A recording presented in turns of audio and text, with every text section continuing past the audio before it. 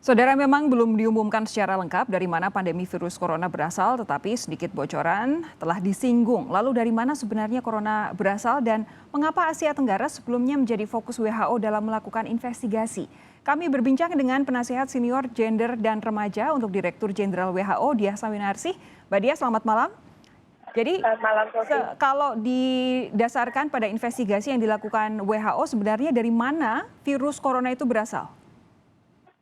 Jadi seperti yang tadi ada di segmen awal, virus itu dicurigai berasal dari pasar hewan di Huanan dan sampai saat ini tidak ada ditemukan evidence bahwa virus itu berasal dari sumber-sumber yang lain. Oke, berarti sudah clear ya, berasal dari pasar Ya, hewan ya. Lalu ya. mengapa kami mendengar bahwa sebelumnya di kawasan Asia Tenggara itu juga jadi salah satu fokus investigasi?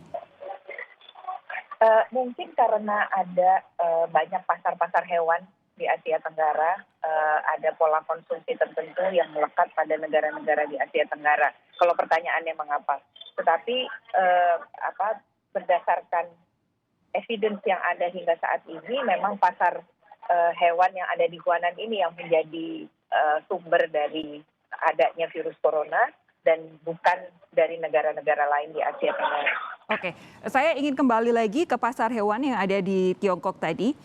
Jadi sebenarnya kalau kemudian di breakdown lagi, bisakah kita tahu dari mana sumber hewannya ataukah apa praktik yang kemudian memungkinkan virus corona itu muncul lalu pindah dari manusia dari hewan kepada manusia sehingga menjadi pandemi seperti yang saat ini kita hadapi, bisa tidak dijelaskan, Mbak Diah?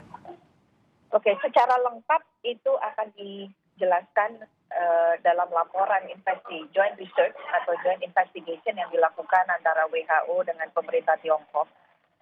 Diharapkan akan terbit minggu depan dan kemudian secara umum akan terbit minggu depan dan secara lengkap akan terbit beberapa minggu lagi.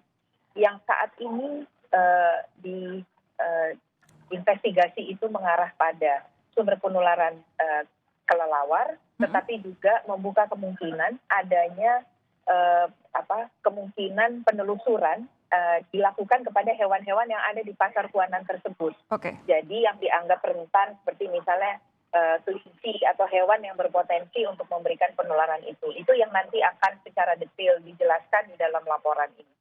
Nah, ini kan begini. Dan tentunya ini untuk penelitian juga ya, Oke. Mbak Sofi. Jadi begini, ini kan kalau kemudian ada pasar hewan, pasti kan ada sumber-sumbernya. Apakah ini kemudian ada kemungkinan juga sebenarnya asal muasalnya berasal dari peternakan, baik itu peternakan hewan yang memang ternak maupun peternakan satwa liar yang banyak kita temui di beberapa wilayah di Tiongkok? Kami tentu tidak menutup kemungkinan bahwa itu ada, kemungkinan tersebut ada. Tetapi sekali lagi untuk membuat sebuah statement resmi atau hasil resmi itu tentu harus dilihat berdasarkan evidence yang ada di Tiongkok dan berdasarkan hasil investigasi yang dilakukan oleh tim yang bersama pemerintah Tiongkok dengan WHO. Sejauh ini memang masih mengarah kepada pasar Huanan. Ya, pasarnya ya. Ada pasarnya, bukan peternakan-peternakan ataupun tempat-tempat penjualan satwa liar lain yang memang kemungkinan besar ada.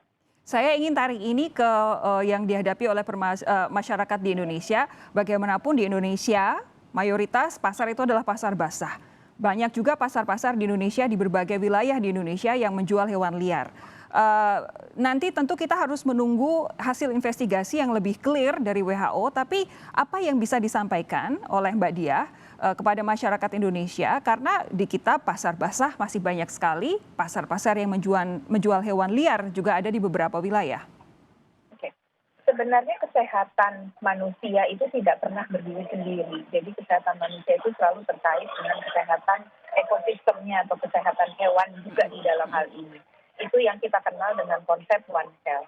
Nah, karena sekarang sudah terjadi pandemi seperti ini, maka pertanyaan Mbak Sofi tadi diharapkan satu, peternakan pasar basah yang menjual hewan itu menerapkan protokol kesehatan yang sangat ketat.